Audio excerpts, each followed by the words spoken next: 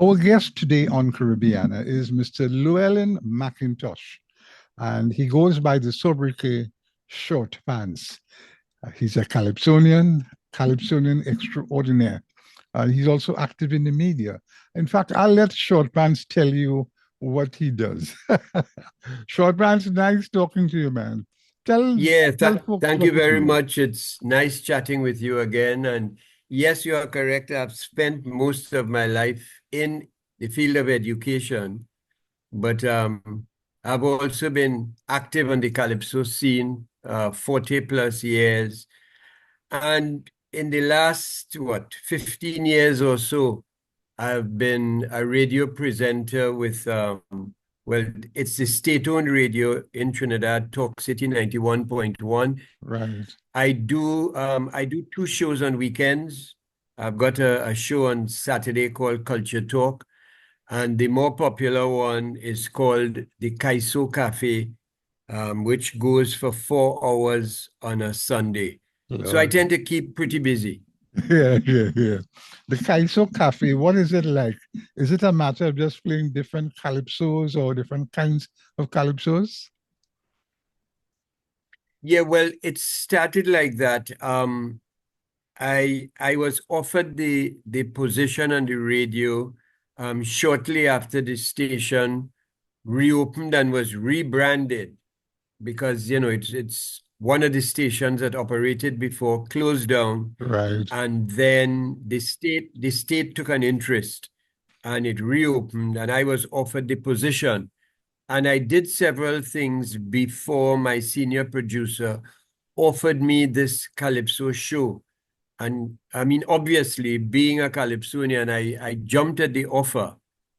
And then over time, because I'm saying it's close on 15 years now, maybe a bit more, Right. the show has kind of evolved.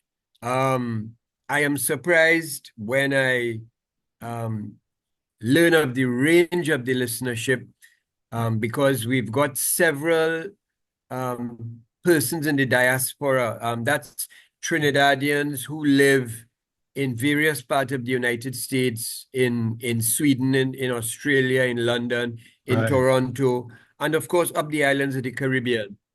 And they tune in on afternoons. And well, I should say one of the positive things is that if I happen to miss a show, then there's consternation. And that happened recently because I took a vacation and I visited some I have some grandchildren in the States Right. who I haven't seen for a while. And people were complaining bitterly and calling, were things all right? Had I been Right. Right. fired? Am I Right. ill?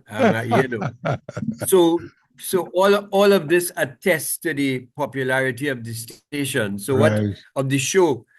So Right. what I do is, since it's called the Kaiso Cafe, um, I have a door. So at 1 o'clock, I would open the door, um, and I would invite people to come in. I've got a little jingle that Relator sings for me, Right. inviting persons to come into the cafe. And then various segments emerge. So one of the segments that people enjoy is calypsos that remind us of the week gone by. Right. Right. Originally, when I first conceptualized it, I I wanted to argue that calypsos have been sung on almost anything you can think about. Right. Right. Right. And Right. in any given week, I was arguing that you could find a calypso about some event in the course of the week. When I started, I just would do one calypso that Right. reminded the listeners of something in the Something. week. Right. Right. And Right. then I suddenly realized that you could get two, three, half a dozen. And that first segment will sometimes take an hour or an hour and a half, Right. because Right. the Right. other thing that is good about the show is the listenership participation. Right, right, right, right, right, right, right. You know, So Calypso, so the listeners would call and say, X or Y calypso they can think about Right. reminded them about Y or Z event in the course of the week. Yeah, yeah, yeah. You know, Calypso, it's a vital part of Trinidad and Tobago's culture, and its songs tell the country's history. And the roots can be traced back to Africa and Creole traditions of improvised songs that were brought to the region by enslaved peoples. This must be a fascinating experience for you to live through that process in your life. Would you say so? Yeah, definitely. And since it is Calypso History Month, permit me to say one of the things that disappoints is that although we've got a myriad of radio stations in the country, where at the last count I heard it was in excess of 40, Right, which is a significant thing because at one time the state was not granting right. licenses, Yeah, and you just had one or two stations. right, Eventually, they changed the policy and they allowed persons to open stations, right. and we've got about 40 of them, but very few have established a policy that they would play the calypso, which is a sad and unfortunate kind of thing. Right, So right. in the months of January and February, just before the carnival, Yes, you would get the calypso being played, and there is the tendency to play what we call the road match type of calypso. Some people call it the soca, the lavway kind of calypsos. right, right. But the disappointment for me is the fact that, as you mentioned, Calypso has been a critical and integral part of the social development of the peoples of the Caribbean. Yes, Um, one of the one of the loose catchphrases that is used is that by stories or by calypsos, our stories are I'm told. told, yeah. But it's more than that. There are calypsos that deal not only with the history, but the philosophy. There are calypsos that teach the values. There are calypsos that you can use for therapeutic purposes. There are Yes, the patriotic calypsos. So yes, there are a range of calypsos that are a part of the Caribbean and the Trinidadian psyche.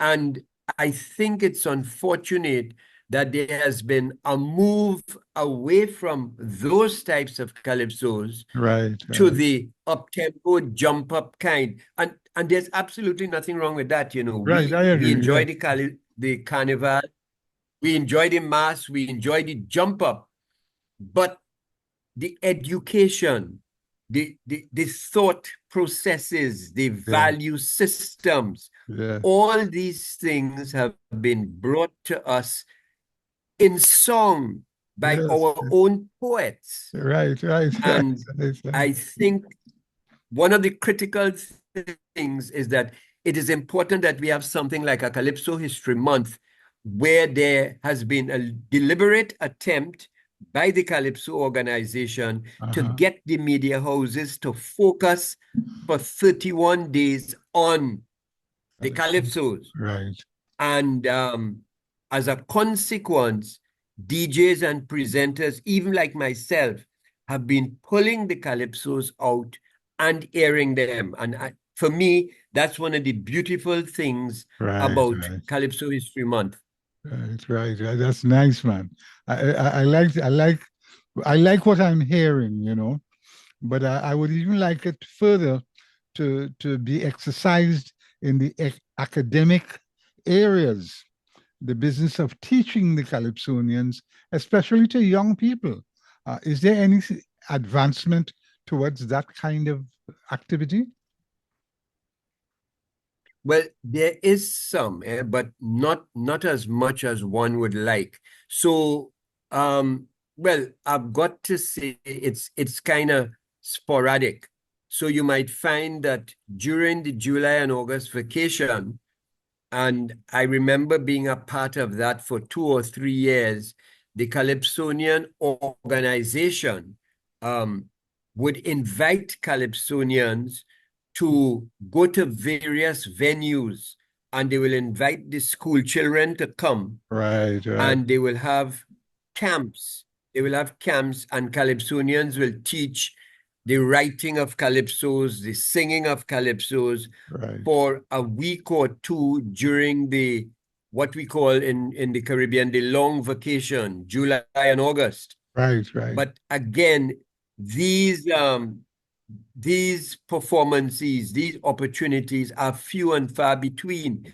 And a Yes, lot depends on whoever happens to be the PRO or managing the Calypsonians organization for a period. So the things are periodic. There right, was a time when there was a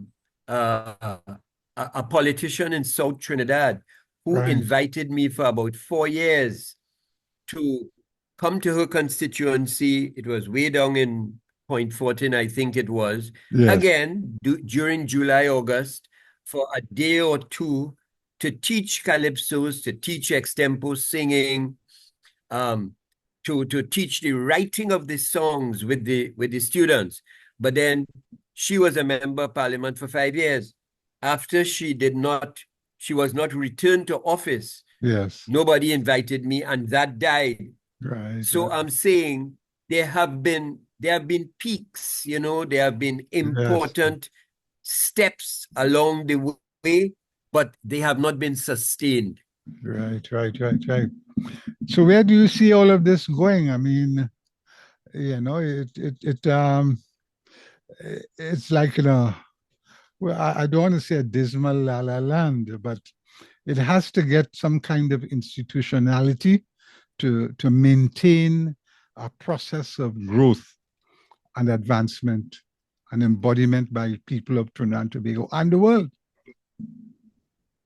Yeah, yeah, I am agreeing with you. There are times when I sit down and I chide myself bitterly because, as I said initially, I have both my feet in the thing, one foot as a Calypsonian and the other as an educator for several years. Right, And in my head, it's very clear how the calypso could be used for language teaching, for literature, for social studies, for history, for philosophy.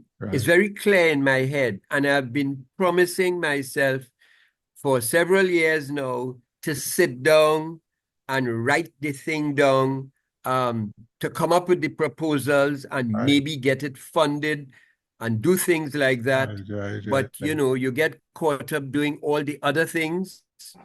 So I Yeah, am promising myself still that very soon I would make the time and sit down and get it down, get a couple others who I know can make contributions. right, right.